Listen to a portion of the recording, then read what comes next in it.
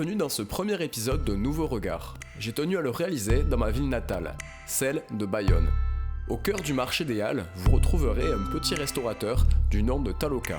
J'ai choisi de l'exposer à votre regard, de par son ambition à vouloir préserver la culture du Taloa, mais également de par ses choix à vouloir s'orienter vers une consommation plus morale et durable.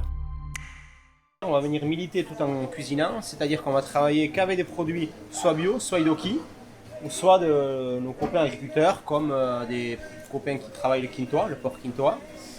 Le quintoa qui est une vieille race de cochon, donc le cochon noir qui a été sauvé un peu en Pays Basque. Mais quel est donc l'objectif de cette démarche ? Le but c'est de sublimer un peu ces produits tout en faisant des choses simples autour du Taloa. Mais quel est donc ce fameux Taloa ? Alors le Taloa c'est un peu le pain du Pays Basque pour résumer la chose. Donc le Taloa était à la base, il n'y avait pas de blé en Pays Basque. Les Basques sont partis aux États-Unis, ils ont ramené le maïs, se transformer en base de galettes, un peu comme on trouve au Mexique, hein, on n'a rien inventé les Basques là-dessus. C'était un peu le pain, c'est-à-dire que même le dimanche aussi, on faisait le Taloa au bord de la cheminée et on mangeait ça, c'était déjà synonyme de fête. Quels en sont les ingrédients ?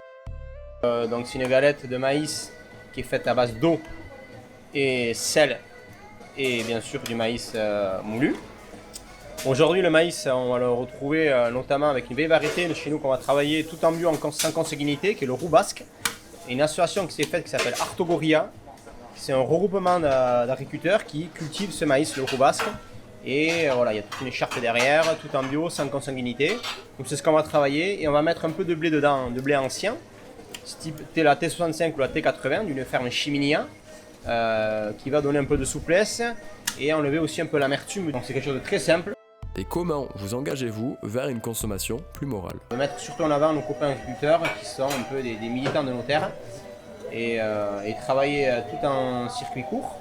Ne pas trop négocier les prix, mais ne pas les négocier pour le coup. On travaille aussi avec l'Eusko, qui est ici même, l'Eusko qui est la monnaie locale. Et du coup ça permet aussi de garder l'argent ici qu'elle ne partait pas ailleurs. Donc là aussi on paye nos agriculteurs en Eusko, nos clients nous payent en Eusko. Et au final c'est l'argent qui tourne, mais qui tourne en Pays Basque. Et ça crée une synergie, une économie locale. D'accord, parfait. Je tenais à remercier Iban, Mika et Lele qui ont été les crash tests de mon premier interview réalisé de A à Z par mes soins. J'ai partagé un très bon moment de convivialité et de savoir-vivre avec eux. Nous avons également partagé nos ambitions pour voir un monde plus sain.